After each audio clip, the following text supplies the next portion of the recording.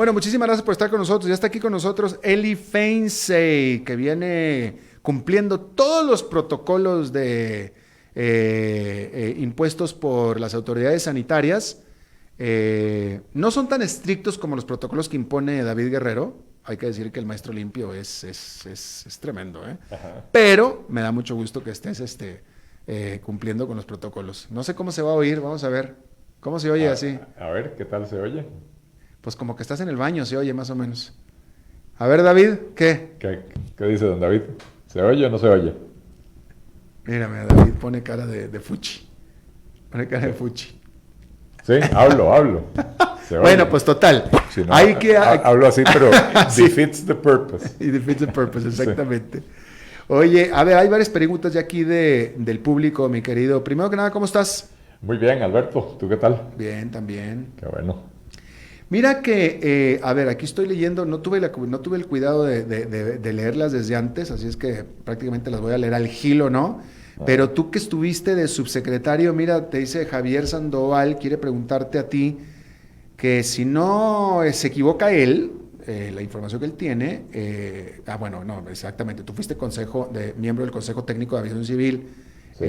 cuando fuiste parte del gobierno. Dice Javier Sandoval que actualmente la FAA de Estados Unidos, la Autoridad Aeronáutica de Estados Unidos, nos descategorizó, que si tienes alguna sugerencia o idea de cómo administrar mejor la aviación civil en Costa Rica y cómo recuperar la categoría 1. Mira, una pregunta diferente. Sí, interesante. En efecto, cuando yo asumí el viceministerio, a las poquitas semanas, yo fui viceministro de Transportes y presidente del Consejo Técnico de Aviación Civil, a las poquitas semanas nos llegó también una descategorización por parte de la FAA. Y fue un proceso muy arduo porque tuvimos que revisar absolutamente todos los reglamentos de aeronavegación en el país, de emisión de licencias. Claro, en aquella época era un verdadero desastre. Las licencias, por ejemplo, de pilotos eran cartones impresos en una impresora con una foto engrapada. Era lo más fácil de falsificar, ¿verdad? Entonces hubo que tecnificar eso y fue un proceso de muchos meses donde hubo que crear protocolos de absolutamente todo, ¿verdad? Sí, no recuerdo la cantidad, pero era algo así como 14 o 19 diferentes protocolos. Y la recomendación que tengo para empezar, ya es tarde, ¿verdad? Ya las autoridades, la descategorización fue el año pasado o antepasado, y ya las autoridades tuvieron tiempo de trabajar en las fallas que detectó la auditoría. La auditoría, aunque la hace la FAA, que es la Autoridad de Aviación Federal de Estados Unidos, se basa en los criterios de la OASI, que es la Organización de Aviación Civil Internacional, que es la que establece los estándares de operación de aeropuertos y seguridad y aeronavegabilidad, etc. Y entonces ya las autoridades tienen que haber trabajado en esto porque ahora están haciendo la auditoría final. Dependiendo de esta auditoría final, nos devuelven a categoría 1 o nos mantienen en categoría 2, lo que sería una vergüenza absoluta porque solo hay como 6 países en el mundo, de una lista de 86 que monitorea la FAA, solo hay como 6 países en el mundo en categoría 2. Y eso tiene implicaciones para la posibilidad de que las aerolíneas costarricenses o que operan desde Costa Rica como Avianca y Volaris puedan incrementar la frecuencia de sus vuelos o crear nuevas rutas a Estados Unidos. Pensando más a largo plazo, yo creo que ya llegó el momento de despolitizar la Dirección de Aviación Civil. La Dirección de Aviación Civil es un órgano técnico que sin embargo tiene una junta directiva política. Y esa junta directiva, si bien hay algunos requisitos de que hay que tener conocimientos del tema de la navegación aérea, al final de cuentas es una junta directiva política. Yo era presidente de esa junta directiva automáticamente por ser viceministro de Transportes, y la única experiencia que yo tenía de aviación era como pasajero, ¿verdad? Dichosamente no, yo traje a un magnífico director de aviación civil y se echó encima ese trabajo, ¿verdad? La parte técnica, siempre con el apoyo mío y de la Junta Directiva, y logramos salir adelante. Pero creo que aquí hay que modificar leyes, hay que buscar que la Dirección de Aviación Civil se convierta en una entidad independiente del poder político, que se maneje por criterios técnicos, de manera que este tipo de cosas no estén pasando cada 20 años. Ya. Y también decir que esta categoría no tiene nada que ver con la seguridad de la aviación, ¿no? Según una entrevista que hice a la autoridad aquí en Costa Rica, no tiene nada que ver con la seguridad, era más bien por manejo de archivos, de información, de certificaciones y cosas así, ¿no? No tiene que ver con la seguridad desde la perspectiva, digamos, de un ataque terrorista. Sí tiene que ver con la seguridad en el sentido de que los aviones no se caigan, porque si los protocolos de mantenimiento, por ejemplo, de los aviones, si los protocolos de otorgamiento de licencias para pilotos, etcétera, no se encargan, si los protocolos en sí no son buenos, o si los protocolos no se siguen y no se aplican como tiene que ser, bueno, al final de cuentas podrías tener a cualquier idiota volando un avión, o podrías tener aviones con certificado de el COA, que se llama el certificado de operación aeronáutica o algo así, volando los aviones. Bueno, el COA es para las aerolíneas, pero podrías tener aviones certificados volando sin mantenimiento adecuado, porque están cumpliendo con un protocolo que no sirve para eso, ¿verdad? Claro. Entonces sí, tiene que ver tiene que ver con safety, no con security, ¿verdad? En inglés sí hay la diferencia. Claro. En español usamos la misma palabra. Claro. Luis Ernesto Rodríguez te hace una pregunta que me parece a mí muy interesante, fíjate, sobre todo porque es personal.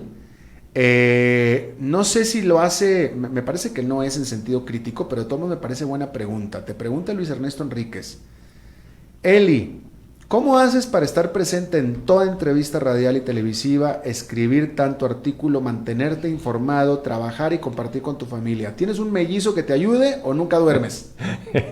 Lo segundo. Lo segundo, me parece buena la pregunta. Lo segundo. Yo tengo un amigo que cuando uno le pregunta ¿cómo estás? Siempre dice, si estuviera mejor tendría un gemelo, tendría un mellizo. Exacto. Entonces, si yo tuviera un mellizo estaría mejor. Organizarse, hay que saber organizar el tiempo de uno, hay que ser eficiente a la hora de trabajar. ADD no tienes. No eres déficit atencional. No creas, sí tengo, y sobre todo ahora con estos aparatos, eso le afecta a uno un poco, pero trato de ser muy ordenado, además trabajo horas larguísimas, ¿verdad? O sea, mi día no es de 8 horas, entonces me puedo dar el lujo de hacer este tipo de cosas, ir a entrevistas y qué sé yo. Mi trabajo es por objetivos, y entonces mientras yo cumpla los objetivos, no importa si trabajé 27 horas o 84 en lograrlo, ¿verdad? De manera que pues ahí me acomodo. Sí tengo que decir que no escribo tanto como quisiera. Yo estoy escribiendo tal vez 1 o 2 artículos al mes en La Nación. Me encantaría escribir mínimo 1 por semana, pero no me alcanza el tiempo, sobre todo porque son artículos bien investigados, ¿verdad? Yo casi nunca mando artículos que son pura opinión, sino que son artículos con un buen contenido de investigación. Ya. Daniel Quesada te pregunta: en días pasados surgió la noticia relativa al distanciamiento de nuestro gobierno de Costa Rica con el de Estados Unidos a nivel de cancillerías. Si podrías ahondar al respecto. No, porque no vi la noticia. O sea, lo que hubo fue un reporte de un diplomático advirtiéndole a la Cancillería que podría darse un distanciamiento un poco por las loqueras del gobierno de Trump, ¿verdad? Y un poco por el alineamiento de Costa Rica con la Organización Mundial de Salud, que Estados Unidos está tratando ahora de desprestigiar, pero más que eso no sé. Otra pregunta interesante. Mira, hoy están llegando preguntas muy elaboradas, amplias. Elizabeth Aguilar Fernández te pregunta que más allá que diagnósticos o críticas a lo que hace o deja de hacer el gobierno, si puedes dar un consejo a los de a pie sobre qué les aconsejas para que sigan a flote los que no tienen ingresos, no tienen ahorros y sí tienen deudas. Sí, eso es A ver, es un tema muy complejo. Yo, digamos que soy economista, no asesor personal, ¿verdad? Entonces, si me preguntan de economía, siempre tengo respuestas preparadas porque he pensado mucho en los temas. Yo lo que le he dicho a la gente es, si usted tiene una conexión de internet y se quedó sin trabajo, tiene tiempo, o está en la casa, no está perdiendo tiempo en el viaje en bus, etcétera, aproveche porque en internet hay un montón de recursos gratuitos, aprenda a hacer algo diferente, ojalá aprenda a utilizar nuevas tecnologías o a programar o o sea, hay muchísimas opciones en internet, porque lo que tienen que hacer es mejorar su perfil de empleabilidad. Y la empleabilidad a futuro va a depender mucho de tener habilidades en el campo tecnológico, ¿verdad? No solo porque ese ha sido el desarrollo normal que llevaba la economía, sino que además ahora, a partir de la pandemia, todo lo que uno puede hacer desde casa, con una computadora, va a tener mucho más valor de lo que tenía antes, ¿verdad? Ahora, no solo en Internet, existen muchas opciones de capacitación, de reeducación, de aprendizaje de nuevos oficios, etc. Entonces, lo que recomiendo es eso para resolver el problema futuro. Ahora, ¿cómo hacer una persona que hoy está sin ingresos y tiene deudas?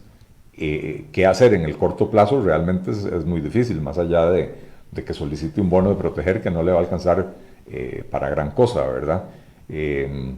Pero o sea, mi consejo siempre ha sido, tanto para las personas como para las pequeñas empresas, adaptarse a los tiempos. Una pequeña empresa, una pulpería o lo que sea, si pone un servicio de entrega a domicilio en el barrio, los vecinos van a estar muy agradecidos y van a querer comprarle al del vecindario, y ahí va el hijo del dueño de la pulpería en su bicicleta a repartir los diarios o lo que sea, ¿verdad?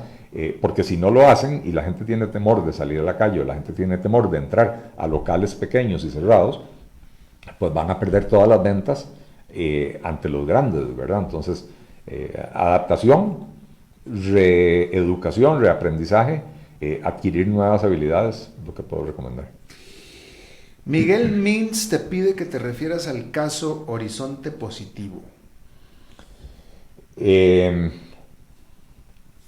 Todavía no es mucho lo que yo sé al respecto para poder dar una opinión a profundidad. Horizonte Positivo, esto no es nuevo. Horizonte Positivo firmó un convenio con el gobierno, de hecho con el gobierno anterior, cuando Carlos Alvarado, el actual presidente, era el ministro de Trabajo o el presidente ejecutivo de Limas. Firmaron un convenio con Horizonte Positivo, mediante el cual Horizonte Positivo consiguió los recursos para desarrollar el índice de pobreza multidimensional que se empezó a aplicar en el gobierno anterior, una de las pocas cosas buenas que hizo el gobierno de Miguel Ángel, de Luis Guillermo Solís, ¿verdad? Y han seguido firmando convenios de esa naturaleza, ¿verdad? Ahora la preocupación es si por medio de esos convenios personal de Horizonte Positivo ha tenido acceso a información confidencial de los ciudadanos. Yo vi una nota aclaratoria que publicó el presidente de Horizonte Positivo, es una seguidora muy querida. Cuando yo fui viceministro hace 20 años, fue cuando inició... Que eras un chico de 40. No, era un chico de 30. Fue cuando inició Riteve en Costa Rica. Mucha gente por desconocimiento dicen que yo fui el que trajo Riteve a Costa Rica. No, en Costa Rica los procesos de contratación son tan largos que ese proceso en particular empezó en el gobierno de Figueres. ¿Y contigo se concretó? No, ni siquiera, ni siquiera. Cuando yo entré ya se había adjudicado y únicamente estaba pendiente la firma del contrato, que se había pegado, por cierto, en la negociación del contrato post-adjudicación de la licitación, se había complicado por diferencias entre el ministro y el presidente de la compañía adjudicataria. Entonces, yo entré en esa circunstancia. Y a mí lo que me tocó fue desenredar esa discusión entre el ministro y la empresa para poder proceder con la firma del contrato. 2 años después de que yo salí del ministerio, no sé por qué motivo, el nuevo ministro de Obras Públicas le dijo a la prensa que el contrato de Riteve se había perdido y que la última persona que lo había tenido en su poder era yo. A lo cual yo le respondí a los periodistas en aquel momento, mire, cuando Riteve entró en operación, que no fue cuando yo era viceministro, cuando Riteve entró en operación, hubo que aprobarle un pliego tarifario. La metodología tarifaria estaba en el contrato. Un año después de la entrada en operación, había que revisar el pliego tarifario. Se supone que anualmente hay que revisar el pliego tarifario. Y también el gobierno tenía que darle autorizaciones a Riteve, autorización para abrir esta o aquella estación de inspección, etc. Entonces, la pregunta que yo les hice a los periodistas es, si yo perdí el contrato hace 2 años, ¿cómo hizo el gobierno para manejar la relación con Riteve a lo largo de estos 2 años? Yo no tengo ese contrato. ¿Para qué me va a servir a mí llevarme un contrato para la casa o para donde sea? No, eso es una acusación absolutamente ridícula. Pero además, las personas que dicen que no tenían el contrato a mano, pero que autorizaron actividades para Riteve o que le autorizaron cambios tarifarios o pliegos tarifarios, deberían de responder ante la ley cómo fue que le dieron la autorización sin tener el contrato a mano y sin saber qué fue lo que hicieron. Para mí eso fue una cortina de humo, un intento por desviar la atención de algún otro problema que tenía el nuevo gobierno, porque ya no era el gobierno en el que yo trabajé, y por algún motivo decidieron echarme a mí esas culpas. Hubo un funcionario del MOP que amenazó con que me iba a demandar, que él tenía las pruebas contundentes de que yo había perdido ese contrato. Y bueno, ya pasaron 20 años y aquí estamos esperando la demanda, ¿verdad? Es un mito urbano que se tejió y que ahí sigue dando vueltas 20 años después. Ya, con razón. Ok, Jorge Rojas te pide que te refieras ahora al 1% del IVA en la canasta básica que entra en vigor. ¿Cómo analizas el impacto en estos momentos de pandemia? Ningún impuesto... ningún impuesto va a reactivar la economía.